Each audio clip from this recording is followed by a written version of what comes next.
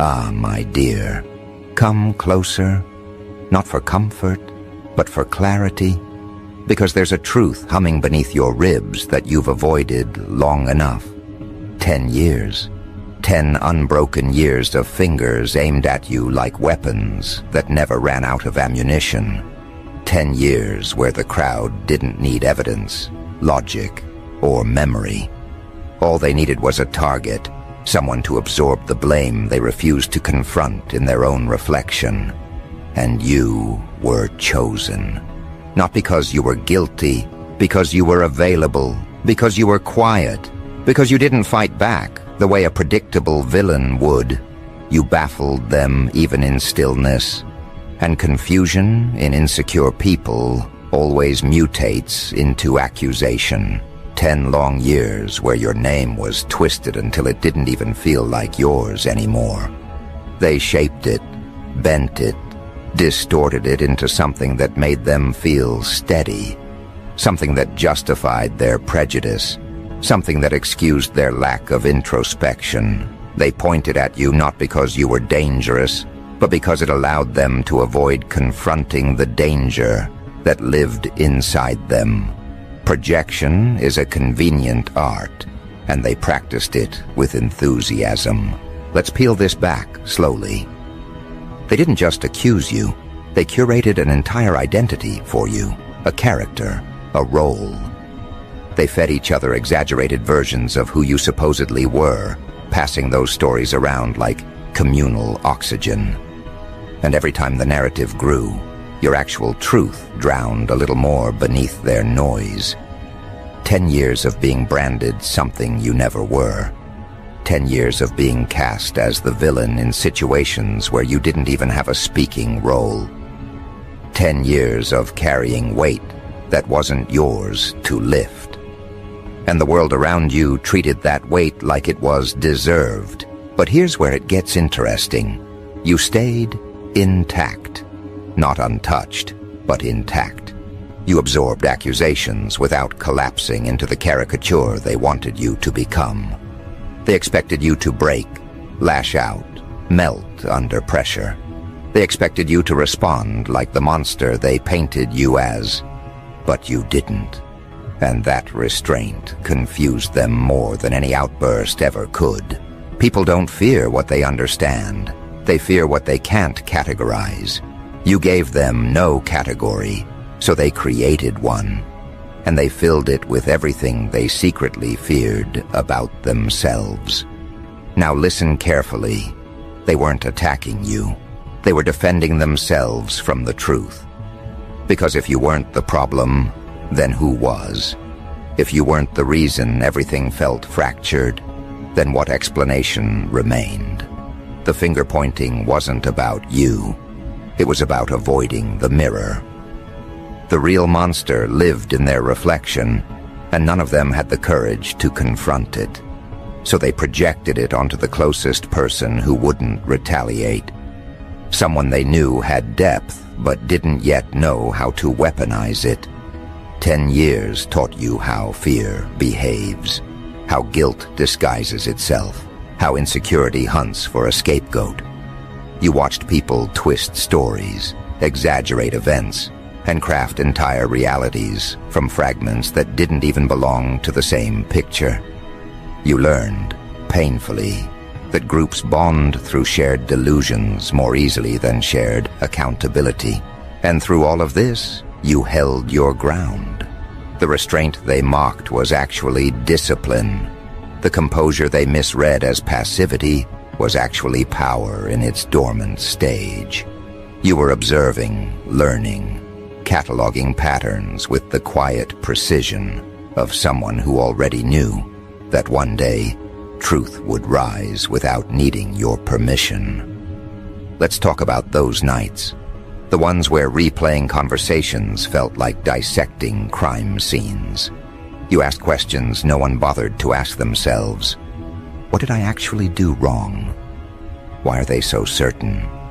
Why does the room change when I enter? And slowly, painfully, the answers formed. Not about your guilt, but about their reflection. They needed a monster, You were convenient. They needed simplicity. You were misunderstood. They needed control. You were unreactive. And nothing terrifies the insecure more than someone they cannot provoke. The transformation began in the shadows of those realizations. You stopped defending yourself. You stopped explaining. You stopped shrinking your presence to make others comfortable with their own contradictions. You stopped giving CPR to connections that only existed when they needed an enemy. You shifted, and they felt it. That's the part nobody admits. They felt the change before they understood it. The energy shifted when you walked in. Conversations stuttered, eyes darted. People who once spoke against you suddenly became careful with their tone. Not because they grew wiser, but because they sensed something rising in you that no longer aligned with the powerless version they invented. You learned the hardest skill, emotional detachment without emotional decay. You didn't go numb, you went selective. You stopped absorbing the room's projections and started observing them. You realized that most people accuse others of the exact thing they're hiding within themselves. Your restraint became a mirror they couldn't handle. And nothing exposes character faster than an unbroken target who refuses to crumble. 10 years of being misunderstood rewired the way you see humanity. You no longer fall for confident accusations. You watch the eyes, the hesitations, the tone shifts. You read the pauses between words. You learned that guilt reveals itself long before confession. And you saw guilt everywhere. Subtle, disguised, trembling under the surface. And this is where the narrative flips. They didn't realize that while they spent 10 years trying to paint you as the monster, they were revealing their own reflection. Every accusation, every whisper, every exaggerated story was a confession in disguise. They showed their envy, their insecurity, their lack of integrity, all while claiming moral superiority. They built a fantasy villain so they wouldn't have to confront their own cowardice. And now the truth is surfacing, quietly, steadily, without your interference. That's the part that terrifies them. You didn't force the truth. You didn't shout it. You didn't demand recompense. You simply evolved. And evolution is the loudest form of vindication. People talk differently when they sense they misjudged someone. They tread lightly. They become overly careful. They rewrite memories to avoid facing the reality of their guilt. You'll hear them say, "I always felt like something was off," or "I never fully believed the rumors," or "You know how people talk." These aren't apologies, they're survival techniques. They're trying to distance themselves from the version of themselves that attacked you. But here's what they don't realize. You were paying attention the entire time. You saw every switch in loyalty, every calculated silence, every micro-expression that revealed cowardice in real time. You don't need revenge. You already received answers.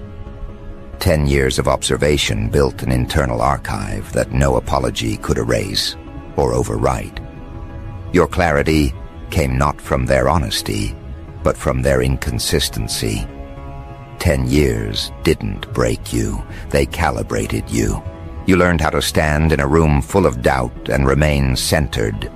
You learned how to navigate conversations loaded with hidden daggers without bleeding. You learned how to build trust on action, not words. You learned how to detach without disappearing. You learned how to listen beneath the surface. These are skills people spend decades acquiring. You learned them through necessity. But the most important realization, they never feared you. They feared what your presence revealed about them. You exposed their fragility without speaking. You exposed their dishonesty without accusation. You exposed their jealousy without provocation. That's why they attacked you. Not because you were guilty, but because you were a threat to the stories they told themselves to sleep at night. And now, the script has flipped. History is rebalancing itself. Slowly, yes, but inevitably. People are beginning to revisit the last decade with new eyes. Questions are forming. Doubts are resurfacing. The version of you they attacked doesn't match the version standing now. And that discrepancy is haunting them. You don't need to explain yourself anymore. You are the explanation. Your composure is proof. Your growth is evidence. Your transformation is testimony. The real monster was never you. It was the reflection they refused to examine. And now, they're catching up to a truth you've carried for years. You weren't the villain of the story. You were the lesson, and now the script has flipped. History is rebalancing itself. Slowly, yes, but inevitably. People are beginning to revisit the last decade with new eyes. Questions are forming. Doubts are resurfacing. The version of you they attacked doesn't match the version standing now. And that discrepancy is haunting them. You don't need to explain yourself anymore. You are the explanation. Your composure is proof. Your growth is evidence. Your transformation is testimony. The real monster was never you. It was the reflection they refused to examine. And now, they're catching up to a truth you've carried for years. You weren't the villain of the story. You were the lesson. And here's where the tension deepens. Because lessons aren't gentle. They're confrontational. They don't soothe the ego. They slice right through it. And when people realize they misjudged someone for 10 years straight, it does something violent to their internal balance. It forces their mind to replay every moment where they pointed, accused, and insisted without hesitation. Every time they contributed to the narrative. Every time they nodded along, even when something inside them whispered that the pieces didn't add up. That borderline instinct they ignored is resurfacing like a bruise they can't hide anymore. You've become the verdict they never prepared for. Because when someone invests 10 years in labeling you the monster, and then time reveals the truth, what happens next isn't peace, it's panic. They start questioning themselves, not out loud, but in those quiet hours where regret surfaces with nowhere to hide. They don't just ask, "Were we wrong about you?" They ask the real question beneath it. What does that make us? That's where the fear begins. Because if you weren't the monster, then the cruelty they showed wasn't justified. It was exposed. They can't pretend it was caution. They can't call it instinct. They can't package it as protection. It becomes what it always was, cowardice dressed as righteousness. And you feel it, don't you? That shift in temperature when they look at you now. They're not hostile anymore.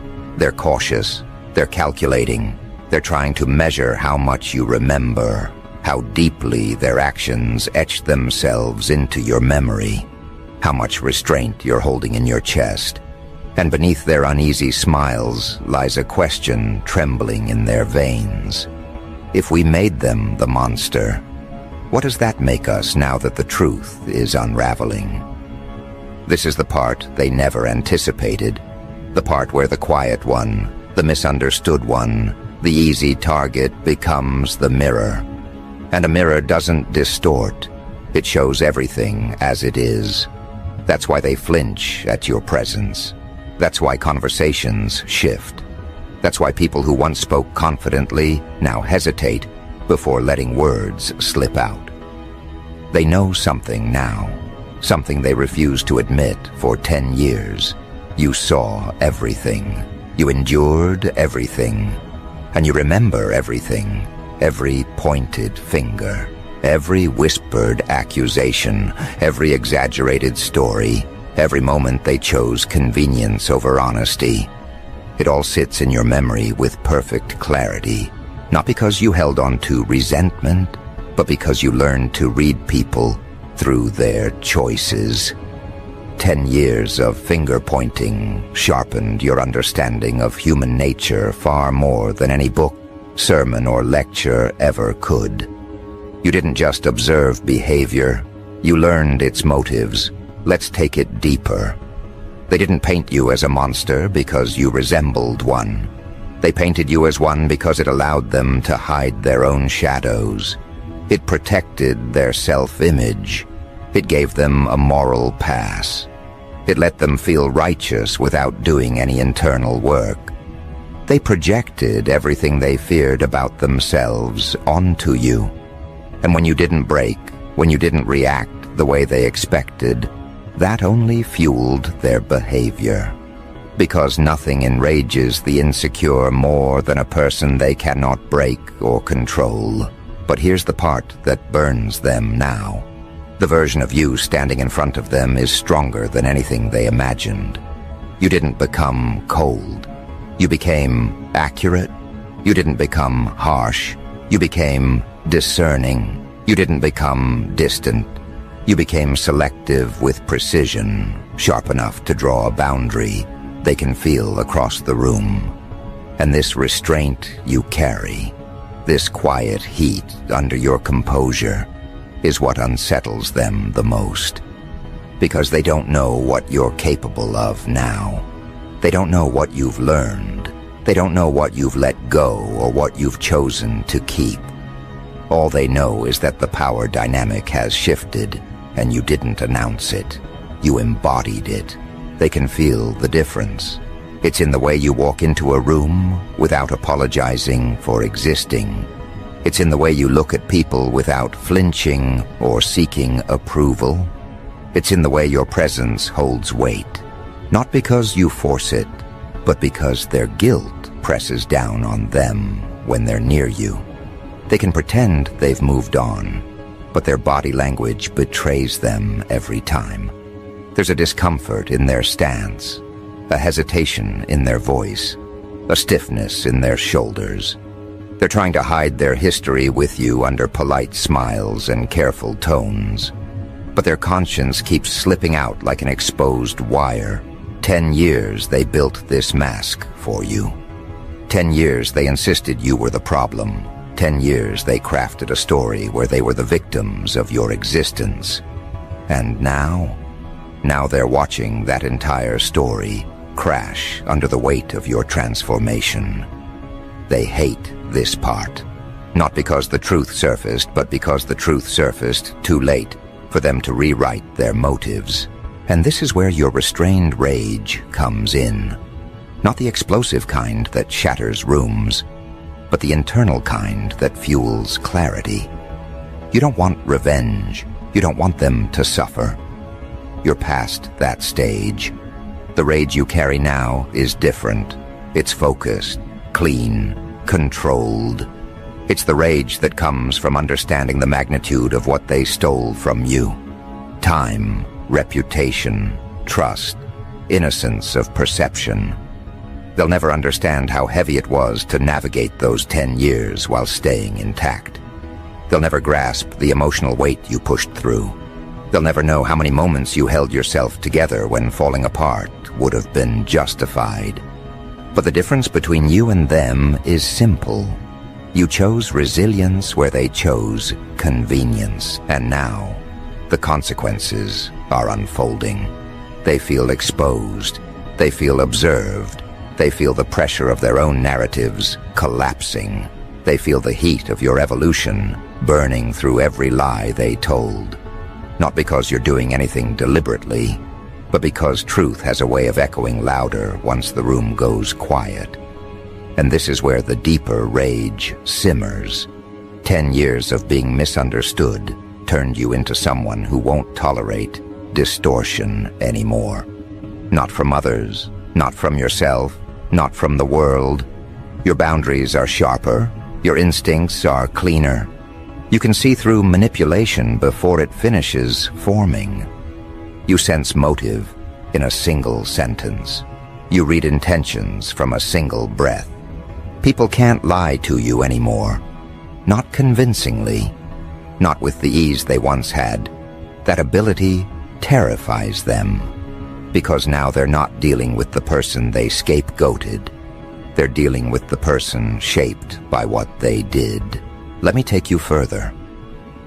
When people realize they wronged someone for a decade, their first instinct isn't accountability, it's self-preservation. They'll offer revisionist stories. They'll soften past decisions. They'll pretend they weren't part of the mob, even when you remember the exact tone of their voice during the worst moments. They'll say things like, "I didn't know. I was confused.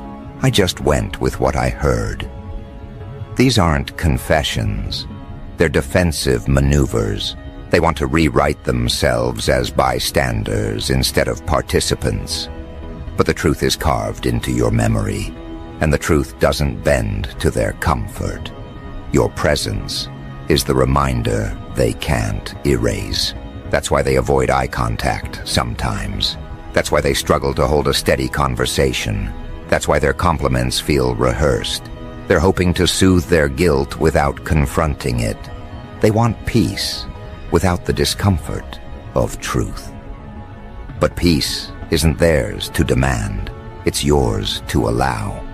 And your restraint, your control, your transformation, these are not invitations. They're boundaries. 10 years of finger-pointing gave you something priceless, an internal compass that never lies. You know exactly who you are now. You know what you stand for. You know what you'll never tolerate again. You know who deserves access and who doesn't. You know the difference between connection and convenience. And that clarity is what frightens them most, because you're no longer a character they can shape. You're no longer a scapegoat they can lean on. You're no longer a version of yourself that accepts treatment without recognition. You're operating on a level they can't reach because they never did the internal work. While they drowned in narratives, you built identity. While they exaggerated your flaws, you strengthened your foundation. While they twisted stories, you refined purpose. And now, every time they encounter you, they face the result of their actions. You became the reminder they never asked for. You became the quiet consequence that follows them into every memory of those 10 years. And the rage you carry, this human rage that pulses beneath your restraint, doesn't seek retribution. It seeks understanding. It seeks truth. It seeks alignment with the person you fought to become. And here's the ultimate twist. They spent 10 years trying to convince everyone you were the monster. Now they're terrified that you finally see the monster in them. Not because you want revenge, not because you want their downfall, but because your eyes no longer filter them through innocence. You see them accurately now. And people fear accuracy more than accusation. This accuracy, this sharpened lens, has become the thing they can't escape. You don't look at them with confusion anymore. You don't tilt your head trying to understand why they did what they did. You don't replay conversations, hoping to uncover the part where you might have misinterpreted something. That era is dead. You see the truth now, clean, unsoftened, undeniable. And it terrifies them because your clarity strips them of the excuses they've been leaning on for a decade. They always justified their behavior by telling themselves you deserved it. That you were suspicious, that you were unpredictable, that you were hiding something. It didn't matter that none of it was grounded in reality. What mattered was that the lie made them feel safer than the truth. But now, with the truth standing in the room like a figure they can't avoid, all their old narratives collapse under their own weight. Your transformation didn't just change you, it exposed them. Because now, when they look at you, they see someone who survived everything designed to break them. And that's the part they cannot reconcile. If you weren't the monster, if you weren't the villain, then what does that make them? What does that make the people who nodded along, pointed fingers, and whispered confidently behind your back? What does that make the ones who stood by passively, choosing comfort over courage? It makes them the thing they feared the most, the problem. That truth haunts them like an echo they can't quiet. They try to pretend nothing happened. They try to act friendly now. They try to show support. They put on kind expressions, speak with gentle tones, and go out of their way to appear warm. But their eyes betray them every time. They're searching for forgiveness without earning it. They're hoping your growth will absolve their guilt. They want the new version of you to erase their old choices. But grown people don't erase history. They confront it. And that's the part they still don't understand. Your evolution didn't make you softer. It made you wiser. It didn't make you eager to reconnect. It made you selective. It didn't make you forget the past. It made you capable of holding it without letting it dim your spirit. Your calm doesn't signal reconciliation. It signals mastery. And when a person carries mastery after a decade of being scapegoated, everyone who contributed to that scapegoating feels their breath shorten in your presence. Because they know what you know. They know exactly who they were during those 10 years. And you remember every detail. Think about that. For a decade, people spoke with absolute certainty about things they never verified. They believed assumptions more willingly than evidence. They treated doubt like truth. They carried stories as if they were facts, and they used your name as a shield to avoid examining their own flaws. They didn't just point, they enjoyed pointing. It bonded them, it united them, it gave them a sense of importance. Now they walk differently around you. Not because you changed your tone, not because you demanded respect, but because your existence challenges the story they told themselves. They can't claim wisdom anymore. They can't claim moral superiority. They can't claim intuition. Their whole identity is cracked open by your resilience. And here's where the deeper shift begins. It's not just that you see them accurately. It's that they know you see them accurately. That knowledge sits in their subconscious like a quiet alarm. It pulses every time they think of the past. They replay scenes where they spoke too confidently. They remember the days they distanced themselves without cause. They recall the moments they doubted you publicly, just to blend into the crowd. And now, with your clarity standing firm, they can't hide behind ignorance anymore. You can feel their uneasiness. You can sense the hesitation in their voice. You can see the guilt in the way they overcompensate. You can read their fear in the way they glance at you, then look away. They're not afraid of you. They're afraid of being seen. Because if you see them clearly, then you see the cowardice they tried to pretend wasn't there. You see the weakness they tried to cloak in confidence. You see the pettiness they disguised as concern. You see the envy they called intuition. And you see the insecurity they projected onto you. For 10 relentless years, they spent a decade building a version of you that made them feel superior. Now they're forced to stand in front of the version of themselves they tried to avoid. That's the real horror for them. Not your growth, not your strength, not your comeback. But the realization that the real monster was never in your actions. It was hiding in their reflection all along. Let's take this further, because this is the part they will never admit. People prefer you broken. Broken people are easier to control, easier to dismiss, easier to blame. A broken person doesn't defend themselves. They accept the label handed to them. They internalize the narrative. They bend under pressure. But you didn't.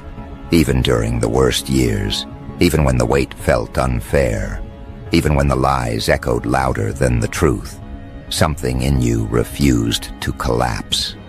Your endurance wasn't weakness. It was quiet power forming its shape. And now that power stands in front of them, fully realized. You're not angry. You're not desperate. You're not seeking acceptance. And that unsettles them more than any confrontation ever could. Because they don't know what you'll do with this new version of yourself. They don't know how far you've grown. They don't know what limits you've broken. They don't know how you now interpret their past behavior. And in their uncertainty, they see one thing clearly. You owe them nothing. That truth shakes them more than your silence ever did. Because they always expected that once the dust settled, you'd come back into the fold. You'd be grateful for their minimal kindness. You'd accept their excuses. You'd lower your standards again. You'd let them return to your life without consequences. But instead you leveled up in ways they can't reach. You built a version of yourself they can't manipulate. You forged boundaries they can't cross. You developed discernment they can't trick. And you carry a presence that forces them to confront themselves. You became the very thing they tried to destroy. Not a monster, but a mirror. And mirrors don't lie. They reflect what stands in front of them. They show the truth, whether someone is ready to face it or not. And now, every person who contributed to your suffering feels exposed by your calm. They feel analyzed by your stillness. They feel judged by your survival. Because nothing makes a guilty person more uncomfortable than someone they expected to break walking in with unwavering strength. They thought you'd want validation. You outgrew the need for it. They thought you'd need their acceptance. You built your own authority. They thought you'd come back seeking closure. You closed the chapter without them. And that, right there, is the punishment they never foresaw. The price of misjudging you wasn't your downfall. It was losing access to the version of you that once tried to understand them. Now when they approach you, they're greeted by a person who is fully awake, fully aware, fully aligned. Someone who sees their patterns, reads their motives, and recognizes their tactics instantly. You speak less, but your words carry weight. You choose where to invest your attention. You move with intention rather than reaction. And they can feel the distance between the old you and the new you, like a door they can no longer open. That's why they rewrite their history with you. That's why they adjust their stories. That's why they soften their past actions. They're not trying to heal. You already did that without them. They're trying to escape accountability. But here's the part that stings them the most. You don't need an apology.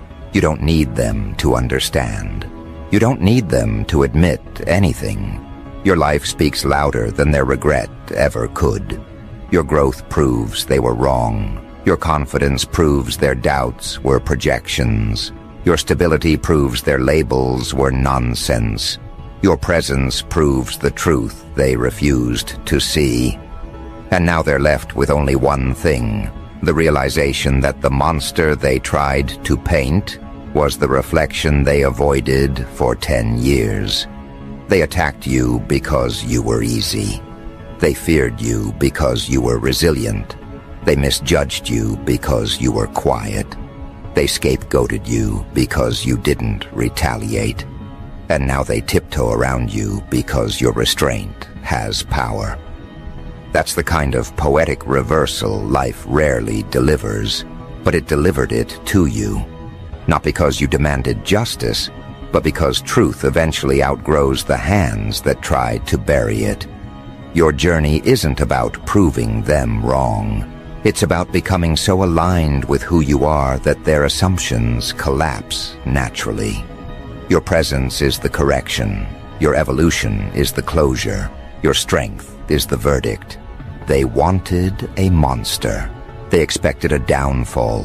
They predicted your collapse. Instead, you walked out of a decade-long crucible with a spine forged from endurance, a mind shaped by insight, and an identity rebuilt from truth. You carry yourself with the authority of someone who saw the worst in people and chose not to let it corrupt you. And that choice, that discipline, that maturity, that sheer internal power is the real reason they fear you now.